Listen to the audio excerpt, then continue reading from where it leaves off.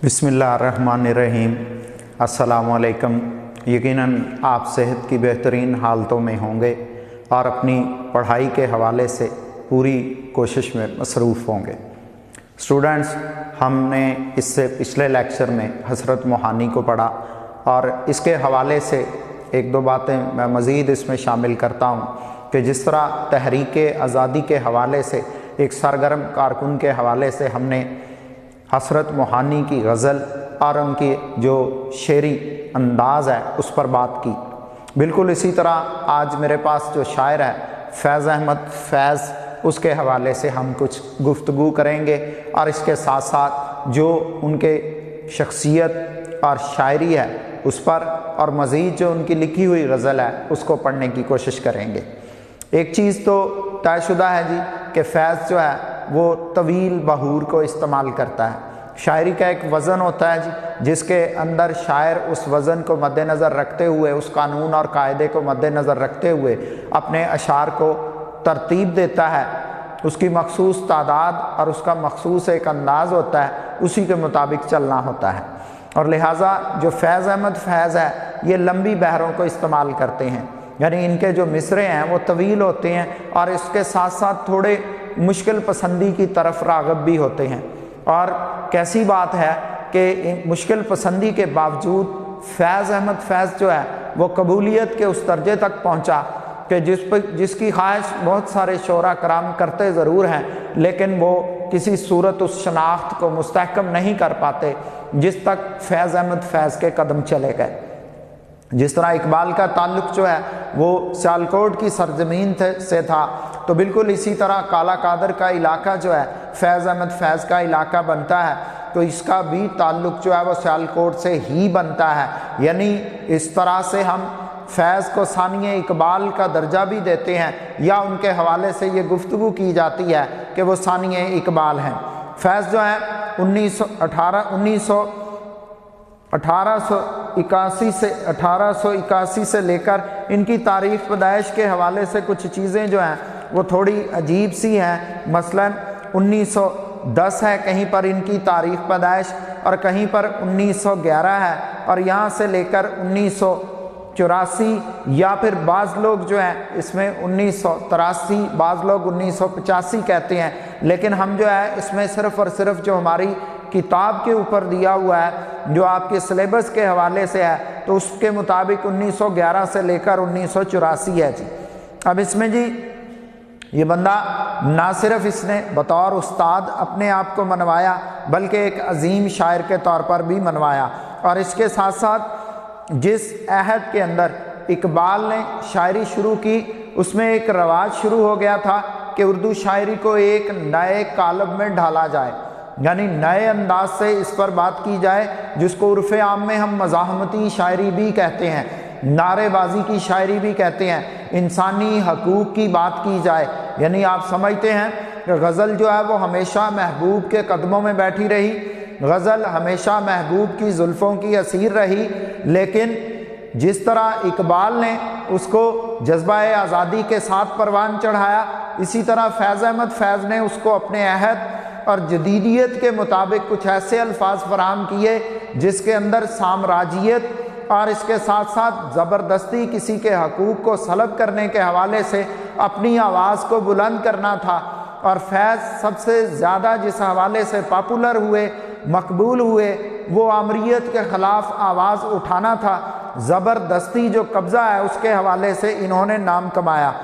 और शायरी के आखिरी दौर में ये तरक्की पसंदी से मुंसलिक हो गए। इनकी शायरी का जो रुझान है वो क्लासिकल रवायत की तरफ था, यानी जो हमारी गज़ल का क्राफ्ट है, जो असलियत है, उसी की तरफ था। और शायरी में अफ़कार और ख़यालात को पेश करना वो समाजी और असरी हालात की अक्कासी करते थे, यानी जो माशरे के अंदर चल रहा है जो कुछ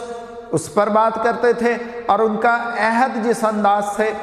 बुराई की तरफ, नाहमवारी की तरफ जा रहा था उस पर बात करते थे। और इसके साथ साथ जो है उन्होंने अपने कलाम को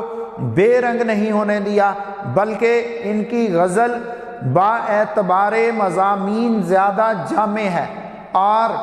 حق کی آواز اٹھانے کی بدولت ان کو قید و بند کی صعوبتوں کو سہنا پڑا، ان کو رومانوی اور انقلاب پسند شاعر ہونے کا اعزاز حاصل ہے۔ رشیا نے ان کو اپنا سب سے بڑا ایوارڈ لینن ایوارڈ سے نوازا۔ یہ جلا وطن بھی رہے، منٹگمری جیل ساہیوال میں بھی رہے اور حیدرآباد کی جیل میں بھی قید رہے، اور اس کے ساتھ ساتھ ان کی غزل میں واقعیت کا تاثر بہت نمایاں ہے، واقعات کو بیان کرتے ہیں، اور اس کے ساتھ ساتھ فیض کی اختیار کردہ مجموعی قدریں، جمالیاتی اور سماجی افادیت دونوں کا مجموعہ ہے، یعنی اس میں حسن بھی موجود ہے اور اس کے ساتھ ساتھ معاشرہ جو چاہتا ہے، معاشرے کی جو طلب ہے، اس کے حوالے سے بھی چیزیں موجود ہیں۔ تو میں ان کی غزل کو پڑھتا ہوں جی، اور پھر اس پر بات کرتے ہیں۔ پہلی ہی غزل ہے جس کو ہم پڑھنے جا رہے ہیں، وہ کہتا ہے جی نہ گواؤ ناو کے نیم کش، دل ریزہ ریزہ گنوا دیا، جو بچے ہیں سنگ سمیٹ لو، تنے داغ داغ لٹا دیا۔ اب نیم کش، ناوک، یہاں پر کچھ لفظ جو ہیں وہ استعمال ہوئے ہیں، اور ناوک نیم کش کہتے ہیں جی آدھے کھنچے ہوئے تیر کو، اور اس کے ساتھ ساتھ ریزہ ریزہ ٹکڑے ٹکڑے ہے، سنگ پتھر کے لیے ہے، تنے داغ داغ زخمی جسم ہے، چارہ گر معالج کے لیے استعمال ہوتا ہے۔ تو اب یہاں پر کیا ہے، وہ کہتا ہے کہ آدھی کھنچی ہوئی کمانوں کے تیر ضائع مت کرو، جسے مارنا چاہتے تھے اس نے اپنے دل کے تمام ٹکڑے گنوا دیے، پتھر پھینکنے والوں بقیہ پتھر سنبھال لو، جسے مارنا چاہتے تھے اس کا زخم زخم جسم ختم ہو چکا۔ اب ایسا کیوں کہا جا رہا ہے جی؟ یہ شاعر انقلاب پسند شاعر ہے، اس نے ہمیشہ اپنے معاشرے کے اندر موجود جو تضادات ہیں ان کو محسوس بھی کیا اور اس پر اپنی آواز کو بلند بھی کیا، اور اسی سلسلے میں شاعر کہہ رہا ہے بے شک کہ یہ غزل کا ایک روایتی انداز ہے، لیکن اگر ہم اس کو محبوب کے حوالے سے دیکھیں تو وہ اپنے محبوب سے مخاطب ہو کے کہتا ہے کہ اے میرے محبوب، تم اپنی آدھی کھنچی ہوئی کمان تیر سے ضائع نہ کرو، آئینے کی طرح میرا دل تو پہلے ہی ٹکڑے ٹکڑے ہو چکا ہے، تمہارے پاس جتنے پتھر بچے ہیں انہیں سنبھال کر رکھ لو، کیونکہ میرا جسم تو پہلے ہی زخموں سے بھرا ہوا ہے۔ شاعر اس شعر میں شاعرانہ مبالغہ آرائی سے کام لیتے ہوئے ایک خوبصورت منظر پیش کر رہا ہے۔ وہ در حقیقت یہاں پر یہ بیان کرنا چاہتا ہے کہ اس کی مخالفت کرنے والے جو ہیں وہ ایک طرح سے اپنے مقصد میں کامیاب ہو چکے، لیکن دوسری طرف شاعر ان کو یہ باور کروانا چاہتا ہے کہ ان کی تمام کوششیں اس لیے رائگاں ہیں کہ وہ جو مقصد حاصل کرنا چاہتا تھا، وہ شہادت کے جس منصب پر فائز ہونا چاہتا تھا وہ اس تک پہنچ چکا ہے، لہٰذا اب اگر وہ اس پر پتھر برسا رہے ہیں، اب اگر وہ اس کی مخالفت کرنے کی کوشش کر رہے ہیں تو ان کی یہ تمام تر کوششیں رائگانی کا حصہ ہیں، کیونکہ شاعر اپنے مقصد تک پہنچ چکا ہے۔ اور اگر ہم دوسری طرف دیکھیں تو اس کا مفہوم یہ بھی ہے کہ جب مقصد زخم لگانا ہے تو یہ تو پہلے ہی پورا ہو چکا ہے۔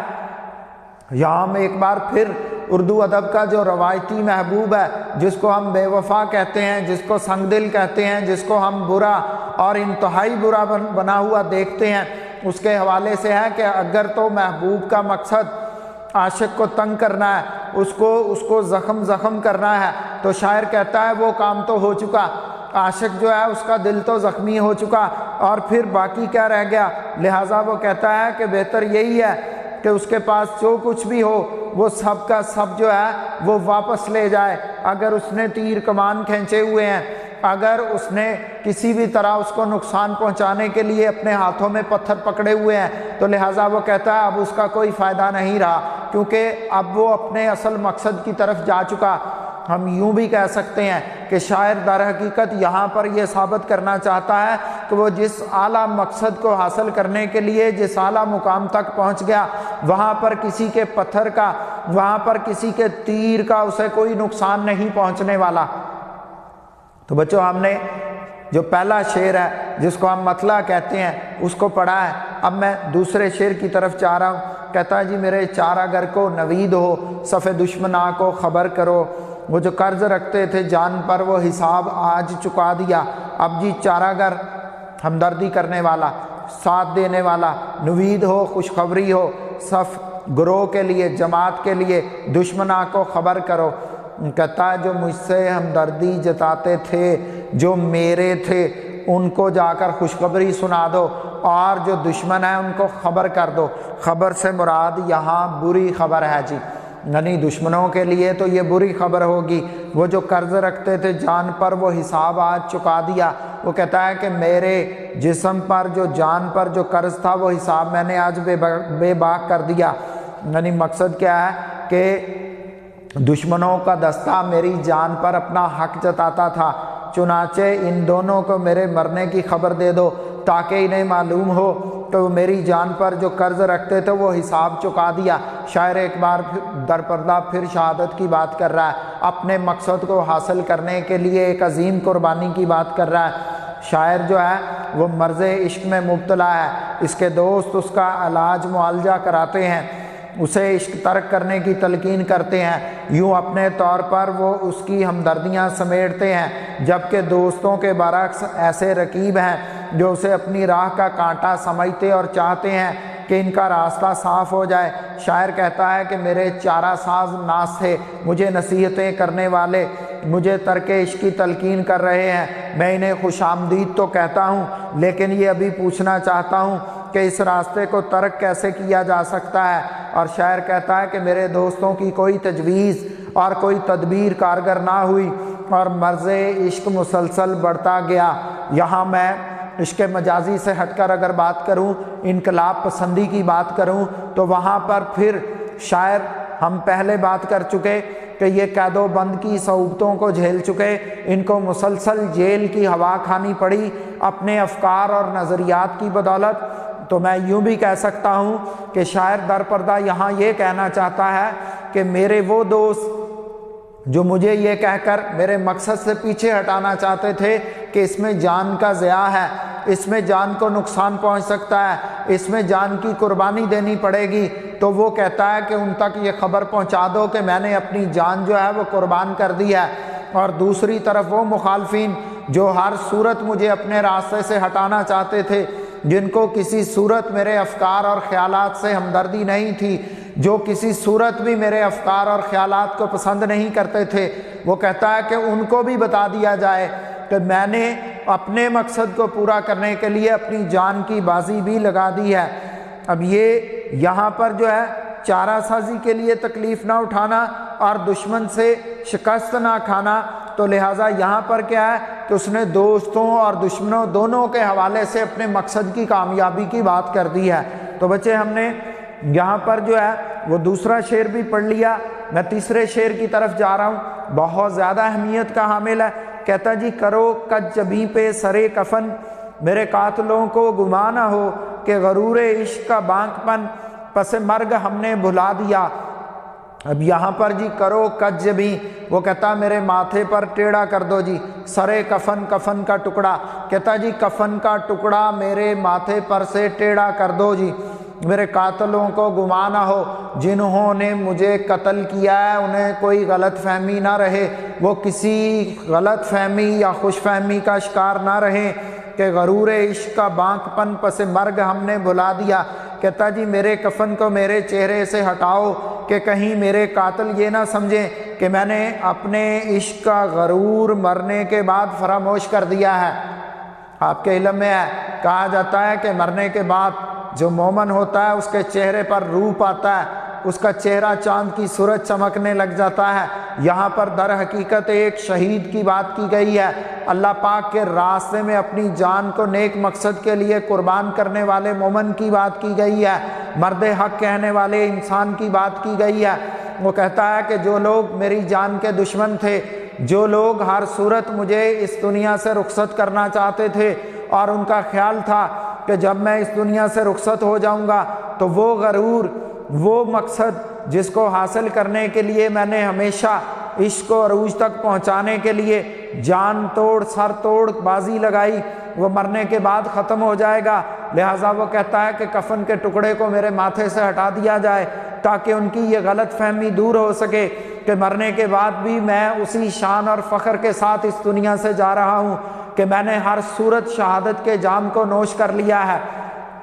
یہ جو شاعری ہے یہ زیادہ تر وہ شاعری ہے جی جو فیض احمد فیض نے جیل میں قید کے دوران لکھی، اور ان کے افکار اور نظریات کے حوالے سے صاف معلوم ہوتا ہے کہ وہ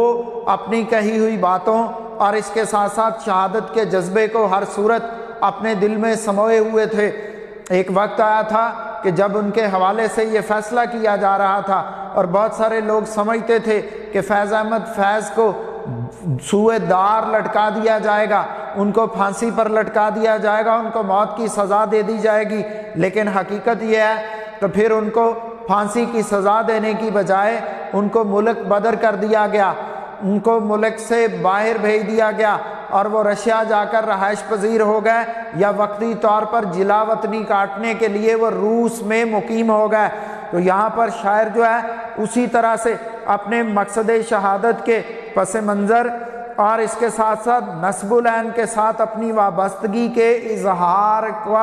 کو اپنے اشعار کی صورت میں بیان کر رہا ہے۔ وہ کہتا ہے کہ جو مرضی ہو جائے کہ میں اس دنیا سے رخصت ہونے کے بعد بھی اپنے مقصد کو فراموش نہیں کر سکا، یعنی جو لوگ یہاں میں ایک بار پھر فکرہ جملہ ضرور دہراؤں گا کہ اگر اس کے دوست ہیں، اس کے حمایتی ہیں، اس کے متعلق بات کرنے والے ہیں، وہ ان کو بھی بتا رہا ہے کہ میرا مقصد اتنا اہم تھا کہ کوئی چیز بھی میرے راستے کی رکاوٹ نہیں بن پائی، اور اسی طرح جو مخالفین ہیں جو مجھے ہر صورت اپنے راستے سے ہٹانا چاہتے تھے، ان کو اس حوالے سے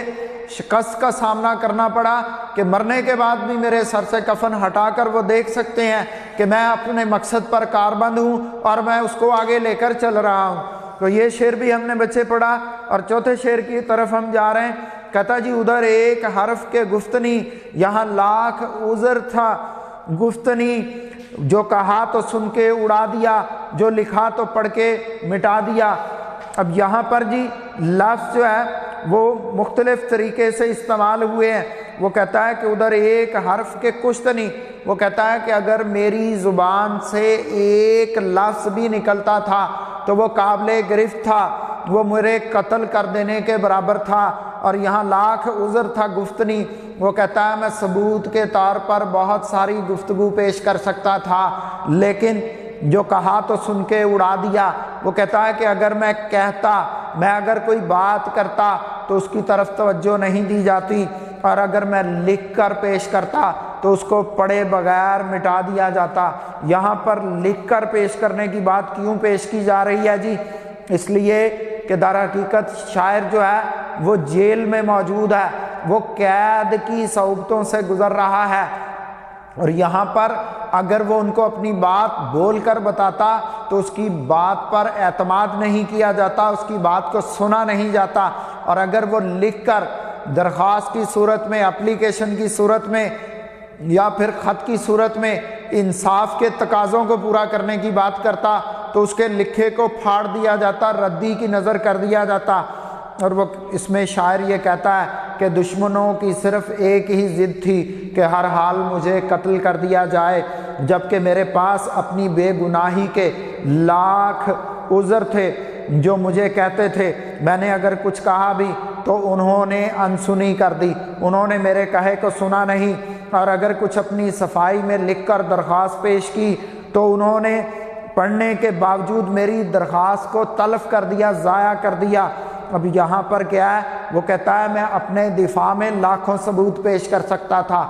ایک وقت تھا جب ان کے حوالے سے ان کو غدار کہہ کر گرفتار کیا گیا تھا۔ شاعر کہتا ہے کہ میں اپنے وطن کے حوالے سے، میں اپنے لوگوں کے حوالے سے غدار ہرگز نہیں ہوں، اور اس کے حوالے سے میں 100 طرح کے ثبوت فراہم کر سکتا ہوں، اپنی صفائی پیش کر سکتا ہوں، لیکن افسوس اور دکھ کی بات تو یہ ہے کہ نہ تو میری بات پڑھی جاتی ہے،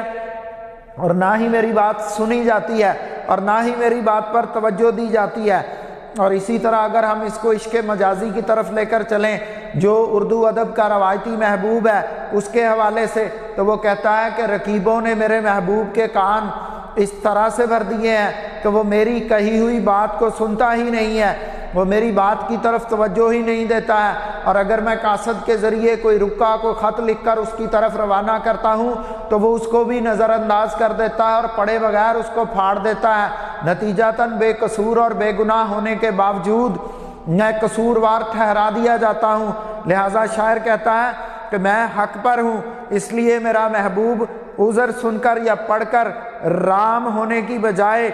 معاملے کو رقیبوں کی باتوں کی بدولت بگاڑے ہوئے ہے۔ دونوں طرح سے شاعر یہ کہتا ہے کہ بے گناہی کے باوجود مجھے قصوروار ٹھہرایا جا رہا ہے، اور میری مشکل سب سے زیادہ یہ ہے کہ میں اپنی صفائی میں کچھ کہنے کی پوزیشن میں نہیں ہوں، میں کسی صورت بھی اس حوالے سے گفتگو نہیں کر سکتا، کیونکہ میری بات سنی بھی نہیں جا رہی، اور اس کے ساتھ ساتھ لکھ کر پیش کی جائے تو پڑھی بھی نہیں جا رہی۔ تو بچے، ہم نے یہ شعر بھی پڑھا، ہم آخری شعر کی طرف جا رہے ہیں۔ کہتا ہے جی کہ جو رکے تو کوہ گراں تھے ہم، جو چلے تو جہاں سے گزر گئے، رہے یار ہم نے قدم قدم تجھے یادگار بنا دیا۔ تو بچوں، یہ شعر بہت زیادہ اہمیت کا حامل ہے۔ جو رکے تو کوہ گراں تھے ہم، کوہ گراں جی اٹل بلند پہاڑ، وہ کہتا اگر ہم رک گئے تو کسی چٹان کی طرح سے اپنے مقصد کو حاصل کرنے کے لیے کھڑے ہو گئے، ڈٹ گئے۔ جو چلے تو جہاں سے گزر گئے، وہ کہتا ہے کہ اگر اپنی منزل کو حاصل کرنے کے لیے سفر شروع کیا تو پھر اس کے بعد پرواہ بھی نہیں کی کہ اس کے لیے جان بھی جا سکتی ہے۔ ہم شہادت کے جذبے کو حاصل کرنے کی طرف چلے گئے، رہے یار ہم نے قدم قدم تجھے یادگار بنا دیا۔ وہ کہتا ہے محبوب ہم نے ایسی ناقابل فراموش قربانیاں دی کہ لوگ ہماری باتیں کرنے پر مجبور ہو گئے، ہم یادگار بن گئے، لوگ ہماری گفتگو کے ذریعے عشق کی منازل کی بلندیوں کو ماپنے لگ گئے۔ اب اس کے اندر جی شاعر عشق کے ساتھ اپنی وابستگی اور جد و جہد کی اہمیت کو بیان کر رہا ہے، کیونکہ آپ نے ایک کوٹیشن سنی ہوگی کہ جو دنیا دار ہوتے ہیں ان کے دلوں میں خواہشات جنم لیتی ہیں، اور جبکہ جو دنیا سے ماورا ہوتے ہیں، بڑے مقاصد کو حاصل کرنے والے ہوتے ہیں، ان کے جذبے چٹانوں سے بھی بھاری ہوتے ہیں، ان کے جذبے چٹانوں سے بھی زیادہ مضبوط ہوتے ہیں۔ تو وہ کہتا ہے کہ ہم لوگ ایسے تھے کہ ہم نے دوسروں کے لیے راستوں کو ہموار کر دیا، ہم نے دوسروں کے لیے مثالیں قائم کر دیں، اور یہ ایک حقیقت ہے کہ جس طرح انہوں نے انتظامیہ کے حوالے سے آواز اٹھائی، انہوں نے جس طرح آمریت کے خلاف بات کی، وہ ایک قابل مثال اور قابل تقلید رہی۔ یعنی ان کا اصل مقصد کیا تھا کہ اگر مسلمانوں نے ہجرت کی اور پاکستان کا حصہ بنے اور ہندوؤں اور انگریزوں سے آزادی حاصل کی، تو اس کے باوجود بھی اگر وہ اپنے حقوق کو حاصل کرنے کے لیے چند مخصوص ہاتھوں کی طرف دیکھ رہے ہیں، چند مخصوص ذہنوں کی بدولت کٹ پتلیوں کی طرح سے زندگی گزارنے پر مجبور ہیں، تو شاعر کا کہنا تھا کہ پھر اس زندگی سے کہیں زیادہ موت اچھی ہے۔ اور شاعر کہتا ہے کہ اگر ہماری زندگی کا تجزیہ کیا جائے، اگر انصاف کے ساتھ دیکھا جائے، تو پھر ہم نے جو زندگی گزاری ہے وہ ارادے کی مضبوطی اور زندگی کو اصل مقصد تک پہنچنے کے لیے جام شہادت کو نوش کرنے کا ایک ایسا سفر تھا کہ جس کے ذریعے ہمیشہ انہوں نے ایک مثال قائم کر دی۔ تو ہم نے بچے فیض احمد فیض کو پڑھ لیا، اس کی غزل کو مکمل کر لیا، سمارٹ سلیبس کے مطابق جو ہے یہی ایک غزل جو ہے وہ آپ کے سلیبس کا حصہ ہے، اس کو ہم نے پڑھ لیا۔ کوئی مشکل پیش آئے، کوئی اس میں مسئلہ مسائل ہو تو آپ کمنٹ کر سکتے ہو، بات کر سکتے ہو، میسج کر سکتے ہو۔ آج کا لیکچر یہیں پر ختم ہوتا ہے۔ اللہ حافظ۔